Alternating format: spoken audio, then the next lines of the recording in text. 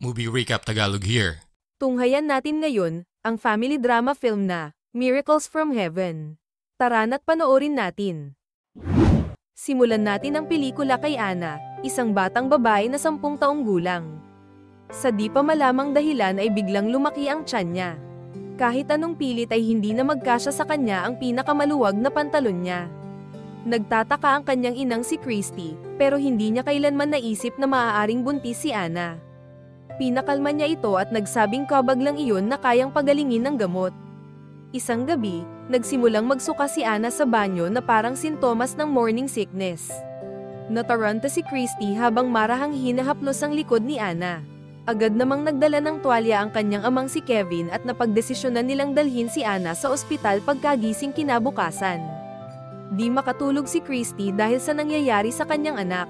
Buti na lang at nandoon ang kanyang asawa na nagbigay sa kanya ng ginhawa at kapanatagan. Lalong lumalaki ang tiyan ni Ana at sa sakit na nararamdaman ay nakatulog siya sa likod ng sasakyan. Sa ospital ay agad siyang isinailalim sa kumpletong pagsusuri ng mga doktor. Ikinagulat ng lahat ang mga resulta ng pagsusuri dahil normal ang lahat ng lab test at walang anumang kakaiba ang lumabas.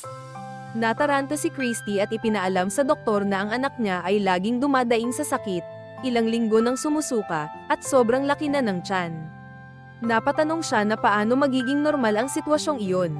Kalmadong ipinaliwanag ng doktor na malamang ay lactose intolerance ito na nagdudulot ng kabag, kaya biglang lumobo ang tiyan niya at di magtatagal ay babalik din sa normal. Lalong nalito si Christy, pero kahit papaano ay may paliwanag mula sa doktor. Sa wakas ay bahagyang nakaramdam ng ginhawa sina Christy at Kevin. Subalit ng gabi ding iyon, bigla na lang nagising si Christy sa pag-iyak at pagsigaw ni Ana. Dali-dali siyang umakyat sa kwarto ni Ana at nadatnang nakahawak ito sa kanyang tiyan, gumugulong sa sakit, at basang-basa ng pawis. Takot na takot sila, alam nilang hindi na sila pwedeng maghintay pa ng kahit isang minuto. Agad silang sumakay ng sasakyan at dinala si Ana sa pinakamalaking ospital sa kanilang bayan. Pagdating nila sa emergency room, isang batang doktor lang ang sumulyap at basta na lang nagsabing normal lang ang mga sintomas ni Ana.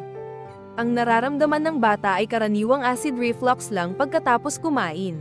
Sinabihan pa sila ng doktor na mas mabuti raw kung maglakad-lakad lang pagkatapos kumain.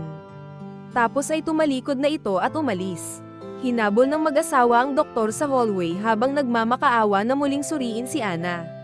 Pero nawalan na ng pasensya ang doktor at nagsabing kung hindi sila nagtitiwala ay pumunta na lang sila sa ibang ospital at may mga pasyente pa siyang kailangang tignan. Dito na tuluyang nagalit si Christy. Hinawakan niya ang doktor, halos maluha-luha na ang mga mata, iginiit niya na hindi tama ang resulta ng pagsusuri at maaaring may kakaibang sakit ang anak nila. Nang sinabi ng doktor na kumalma siya, nadama niya ang matinding galit at takot. Agad niyang inutusan ng doktor na maghanap ng ibang espesyalista upang muling isagawa ang mga pagsusuri. Binanggit niya pa na hindi sila lalabas ng ospital na iyon hanggat hindi nila nalalaman kung ano talaga ang nangyayari sa anak niya. Napansin ng doktor ang kanilang tibay at paninindigan, kaya't sa huli ay napapayag siyang muling suriin si Ana bago umalis ng may alinlangan. Magdamag naghintay ang mag-asawa ng balisa. Sa wakas, pagsapit ng madaling araw ay dumating ang head ng pediatrics na si Dr. Bergie dala ang mga resulta. Agad na humingi ang doktor ng paumanhin sa resultang nalaman niya na ikinagulat nila. Ang bituka ni Ana ay nagbabara dahil ang ibang parte ng kanyang bituka ay salasalabit. Kung hindi agad maoperahan si Ana ay maaaring malagay sa panganib ang kanyang buhay. Hindi pa man sila nakakapag-react, dumating na ang dalawang nurse at agad na inihanda si Ana para sa operasyon. Isang nurse ang may hawak ng tubo at sinabi kay Kevin na kailangan nila itong ipasok sa ilong ni Ana, at kakailanganin niya itong hawakan upang hindi gumalaw si Ana. Akala nila'y handa na sila, pero ang mga sumunod na sandali ay mas mahirap pala kaysa sa inaakala nila. Dinala si Ana sa operating room. Manhid at takot na takot ang kanyang mga magulang, natatakot na baka may masamang mangyari habang siya'y inooperahan. Sa kabutihang palad ay mabilis na natapos ang operasyon. Inakala nilang okay na si Ana ngunit agad na ibinalita ng doktor na hindi maganda ang natuklasan niya. Habang isinasagawa ang operasyon, natuklasan ni Dr. Bergie na may malubhang problema si Ana, hindi gumagalaw ang kanyang mga bituka upang itulak ang pagkain. Hindi kayang tunawin ng kanyang katawan ang kahit anong pagkain. At ang pinakamasaklap, wala pang lunas sa sakit na ito. Ang tanging paraan para madugtungan ang buhay ni Ana ay sa pamamagitan ng nutrisyon na idadaan sa isang tubo sa kanyang ilong. Sa bandang huli, itinuro ng doktor ang isang dalubhasa sa naturang sakit na nakatalaga sa isang ospital sa Boston. Posibleng makatulong ang dalubhasa ngunit wala itong kasiguraduhan. Sa narinig, napapikit si Christy sa sakit, hindi niya kayang isipin kung ano ang magiging kinabukasan ng kanyang anak. Hindi na nga niya hinintay matapos magsalita ang doktor, basta na lang siyang tumayo, tulala, at lumabas mag-isa. Mula noon, si Ana ay umaasa na lamang sa feeding tube para sa nutrisyon. Maliban sa samot-saring makukulay na tableta, wala na siyang ibang pwedeng kainin. Sinikap ni Christy na manatiling positibo, pero sa tuwing nakikita niya ang mukha ni Ana na kumukunot sa sakit, pakiramdam niya ay tinutusok ang puso niya ng karayom. Sinimulan ni Christy na tawagan ang dalubhasang doktor na si Dr. Nurko upang makahingi siya ng appointment. Sa kasamaang palad, sa dami ng nagpapatingin sa doktor ay aabuti ng ilang buwan bago siya makakuha ng appointment. Samantala, isinangla ni Kevin ang kanilang lupang sakahan at ipinagbili ang karamihan ng kanilang mga gamit. Ito ay upang mapondohan ang gamutan ng kanyang anak. Matapos ang ilang buwang pagtatawag, tila nawalan na siya ng pag-asa na makakakuha ng appointment sa dalubhasang doktor. Napaupo siya sa harapan ng pinto, pabulong na nagsasalitang mag-isa at iniisip kung baka ito talaga ang kapalaran ni Ana, na gaano man ang kanilang pagsisikap ay hanggang doon na lang iyon. Pero sa mismong sandaling handa na sana siyang sumuko, napatingin siya sa kanyang isa pang anak, si Abby, at nasilayan ang itsura nitong puno ng pagkadismaya. Ang titig na iyon ang nagpapaalala kay Christy na kung madaling sumuko ang mga magulang, paano matututo ang kanilang mga anak na harapin ang buhay ng may tapang? Dahil sa kanyang napagtanto, nawala ang pag-aalinlangan ni Christy. Kinabukasan ng umaga, isinama ni Christy si Ana at sumakay sila ng eroplano papuntang Boston kung saan nakabase ang dalubhasang doktor. Noon, hindi sila makakuha ng appointment, pero sa pagkakataong ito, nagpasya si Christy na personal na puntahan ang doktor. Nang malaman ng receptionist na walang scheduled appointment ang mag-ina ay di sila pwedeng tumuloy. Kahit magmakaawa si Christy ay walang magawa ang staff dahil kailangan niyang sumunod sa patakaran. Nagsabi ang receptionist na ang pinakamalapit na available slot ay aabutin pa ng 6 na buwan. Napabuntong hininga si Christy, pinigilan niyang lumuha at tahimik na lumabas ng ospital kasama si Ana. Ngunit nang pauwi na sana sila ay nakatanggap siya ng tawag. Sinabihan siya ng receptionist na dalhin si Ana para sa check-up kinabukasan ng 7:00 ng umaga. Nagtataka si Christy kung bakit biglang nagkaroon sila ng appointment sa doktor, na nagbigay sa kanya ng pag-asa. Kinabukasan, sumalang muna si Ana sa ilang mga pagsusuri. Matapos nito, sa wakas ay nakilala na nila ang pinakamagaling na pediatric doctor sa buong bansa. Masusing chinek up ni Dr. Nurko ang kalagayan ng katawan ni Ana. Gamit ang makabagong teknolohiya ay nag-perform siya ng motility test at endoscopy. Ipinaalam ng doktor na hindi niya lubusang magagamot ang sakit ni Ana, pero maaari siyang bigyan ng espesyal na gamot na makatutulong sa kanyang panunaw. Ipinaliwanag ng doktor na pansamantala lamang ang gamot at hindi tiyak ang mga posibleng side effects nito. Kakailanganin ni Ana na bumalik sa ospital kada 6 na linggo para sa monitoring. Nanatiling tahimik si Christy habang iniisip ang ospital sa Boston na mahigit 2,000 milya ang layo mula sa Texas. Hindi pa kasama ang gastos sa gamutan. Ang pamasahe sa eroplano ay sobrang mahal. Gayunpaman, para sa kanyang anak ay gagawin niya ang lahat. Hindi nagtagal ay sinimulan na ni Ana ang unang bahagi ng kanyang gamutan. Dahil sa gamot ay hindi na siya gumamit ng feeding tube, na nagbigay sa kanya ng konting kaginhawaan. Habang nagpapatuloy ang gamutan, lalo pang lumalala ang mga side effects na higit pa sa inaasahan ng doktor. Gabi-gabi ay tiniis ni Ana ang matinding pananakit ng tiyan. Wala ng gamot, posisyon, o kahit anong aliw na maaring makatulong. Sa matinding sakit na kanyang nararanasan ay nabanggit ni Ana na nais na niyang mamahinga at pumunta sa langit kung saan wala ng kirot o paghihirap. I'm sorry, Mommy. I don't wanna make you sad. Ang tanging nais niya ay matapos na ang kanyang mga paghihirap. Kalaunan ay tuluyang sumuko si Ana.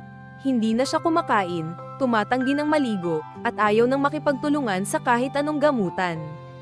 Si Christy ay frustrated, ngunit sa puntong iyon ay wala na rin siyang lakas. Tinawagan niya ang kanyang asawa. Habang umiiyak sa linya, sinabi niyang hanggang doon na lamang sila, wala na silang magagawa kundi iuwi ang kanilang anak. Sa araw ng paglabas ni Ana sa ospital, mismong si Dr. Nurko ang naghatid sa kanya hanggang sa labasan. Nagdurugo ang kanyang puso sapagkat batid niyang hindi niya kayang iligtas ang munting batang ito. Pilit siyang ngumiti at itinago ang lungkot habang papalayo si Ana. Nanatili si Dr. Nurko sa kinatatayuan at dahan-dahang bumuntong hininga. Hanggang sa bahay ay nagpatuloy ang paghihirap ni Ana dahil sa malubhang sakit. Unti-unti ay nilamon siya ng matinding depresyon. Araw-araw ay tahimik lang siyang nakaupo sa pintuan, na parang hinihintay na lang ang kanyang paglisan. Para pasayahin siya, isinama siya ng kapatid niyang si Abby sa likod ng bahay. Inanyayahan siya na akyatin nilang muli ang malaking punong kahoy, tulad ng madalas nilang gawin noong sila'y bata pa. Sa una ay tumanggi si Ana, ngunit nakumbinsi siya ni Abby na umakyat. Sa tulong ni Abby ay nagawa nilang maakyat ang malaki at mataas na puno. Magkatabi ang magkapatid na nakaupo sa sanga, pinagmamasdan ng magandang tanawin sa malayo. Masaya silang nagkukwentuhan tungkol sa kanilang mga alaala sa pagkabata. Sa wakas, muling ngumiti si Ana, isang tunay na ngiti na matagal nang nawala sa kanyang mukha. Ngunit bigla na lang ang makapal na sanga ang inuupuan nila ay umugan na tila mababali. Natakot sila at nagpanik. Agad na sinabi ni Abby kay Ana na maunang umakyat papunta sa gitna ng puno kung saan ay ligtas siya. Ngunit sa sumunod na segundo ay nangyari ang hindi inaasahan. Nahulog si Ana sa butas sa gitna ng malaking puno. Dali-daling bumaba si Abby at tinawag ang kanyang ina at ama. Gumamit si Kevin ng hagdanan upang tignan ang kalagayan ni Ana. Masyadong malalim ang puno at sobrang madilim sa loob. Kahit kaunti ay wala siyang maaninag. Napuno ng takot ang buong pamilya. Ilang saglit pa ay dumating ang 911 rescue team. Agad nilang sinimulan ang pagsagip, ngunit natuklasan nilang mas mahirap ito kaysa sa inaakala. Napakatanda na ng puno, kaya't hindi nila ito maaaring basta-basta putulin, baka lalo pang mapahamak si Ana. Ang pinakaligtas na paraan ay ang paggamit ng aerial ladder upang dahan-dahang may angat siya mula sa itaas. Habang abala ang mga bumbero sa kanilang pagre-rescue, dumating ang ilang mamamahayag, ngunit wala ni isa sa kanila ang nagpakita ng optimismo. Mahigit 30 talampakan ang taas ng puno, at si Ana ay nahulog ng una ang ulo sa loob. Halos wala nang nakikitang pag-asang siya'y mabubuhay pa. Nang may nagsabing maaaring wala na siya, napahawak si Christy sa kanyang dibdib, na shock at nanginginig. Lumapit si Christy sa paanan ng puno, lumuhod, at marahang inilapat ang kanyang noo sa katawan nito, tila hinahanap niya ang huling hibla ng pag-asa. Nagmamakaawa siyang nanalangin sa langit, humihiling ng awa, na iligtas ang kanyang pinakamamahal na anak. Ang lahat ng naruroon ay napukaw ang damdamin. Isa-isang lumapit ang mga tao, nagsama-sama sa paligid ni Christy at taimtim na nanalangin para kay Ana. Pagkalipas ng 3 mahabang oras, sa wakas ay naiahon na si Ana mula sa loob ng puno. Habang dahan-dahang ibinababa ang kanyang walang malay na katawan, sumikip ang dibdib ni Kevin at Christy sa matinding takot na ang sasalubungin nila ay isang malamig at walang buhay na anak. At sa sandaling halos mawalan na sila ng pag-asa, isang himala ang nangyari. Sinabi ng paramedic na humihinga si Ana. Nang malaman ni Christy na buhay pa ang kanyang anak, nanlambot ang kanyang mga tuhod at halos bumagsak siya sa lupa. Agad na isinugod si Ana sa ospital sakay ng helicopter. Umaasa silang makaliligtas si Ana mula sa pagkakahulog sa mataas na puno. Isang hindi inaasahang pangyayari ang magbabago sa lahat. Matapos ang masusing pagsusuri ay nahihiwagaan ang mga doktor. Nahulog si Ana mula sa taas na halos 30 talampakan, ngunit wala siyang kahit anong pinsala sa ulo o sa katawan. Namangha ang doktor sapagkat ngayon lamang siya nakatagpo ng ganitong uri ng kaso, isang bagay na hindi niya kailanman inakalang makikita sa kanyang karera. Sa parehas na araw ay agad ding na-discharge si Ana mula sa ospital. Nang makalimutan niyang painumin si Ana ng pain reliever ay nagtataka siya at hindi nakakaramdam ng sakit ang anak niya. Hindi maunawaan ni Christy kung paano ito nangyari. Sumunod na araw, isa na namang himala ang naganap. Napansin ni Christy na nagbabalik sa normal ang tiyan ni Ana. Sinabi ni Ana na may nagsabi sa kanya na gagaling na siya, isang pahayag na nagbigay ng misteryo kay Christy. Ikinwento ni Ana kung ano ang nangyari sa kanya habang wala siyang malay sa loob ng puno. Naguluhan siya sa kakatuwang pangyayari, kung paanong nakikita niya ang sariling katawan na walang malay. Sa loob ng hungkag na katawan ng puno, isang paru-paro ang lumulutang sa tabi niya. Hindi niya alam kung paano, ngunit tila dinala siya nito sa isang ligtas na lugar, isang mundo ng kapayapaan, malaya sa anumang paghihirap. Tila nakausap niya ang Diyos na may mahinahong tinig na nagsabing kailangan niyang bumalik sa mundo. Ipinangako ng Diyos na sa kanyang pagbabalik ay wala na ang sakit na matagal na niyang tinitiis, isang pangakong puno ng pag-asa at himala. Agad dinala ni Christy si Ana sa Boston para sa mas detalyadong pagsusuri kay Dr. Nurko. Matapos suriin ang mga resulta, natahimik si Dr. Nurko, labis na namangha sa hindi maipaliwanag na pagbabago kay Ana. Sa isang gabi lamang, ganap nang gumaling ang katawan ni Ana, isang bagay na hindi maipaliwanag ng siyensya. Mabilis na kumalat ang kwento ni Ana sa buong bansa at marami ang naniniwalang isa itong himala. Dinagsa ng media ang simbahan upang alamin ang kwento ng mga pinagdaanan nila. Habang nakatayo si Christy sa harapan ay hindi niya alam kung paano sisimulan ang kanyang sasabihin. Sa kaibuturan ng kanyang puso, alam niyang ang himala ay hindi lamang tungkol sa pagpapakita ng Diyos, ito'y tungkol din sa kabutihang loob at pagmamahal na kanilang natanggap sa buong paglalakbay. Ito ay ang kiskwela ni Ana na kailanman ay hindi nagbago ang pagtingin sa kanya. Ito ay isang mabait na waitress na handang magbigay ng diskwento noong hindi sapat ang pera nila sa pagkain. Ito ay ang ticket agent sa airport na nagkunwaring nagkaaberya ang booking system para mano-mano silang mabigyan ng flight ticket. Ito ay ang receptionist sa ospital na sinugal ang sariling trabaho para lang maisingit si Ana sa mas maagang schedule ng appointment. At ito ay ang kanilang kapitbahay na tahimik na itinago ang sanggol sa kotse para hindi makaistorbo sa tulog ni Ana kapag ito'y umiiyak. Habang nagsasalita si Christy, napuno ng luha ang kanyang mga mata. Sa kabila ng lahat ng kanyang pinagdaanan, sinabi niyang hindi siya kailanman nag-iisa. Anuman ang pagsubok na haharapin ng sinuman ay hindi rin sila mag-iisa. Ang himala ay patunay ng presensya ng Diyos, isang paraan upang ipaalam sa lahat na lagi siyang naroroon.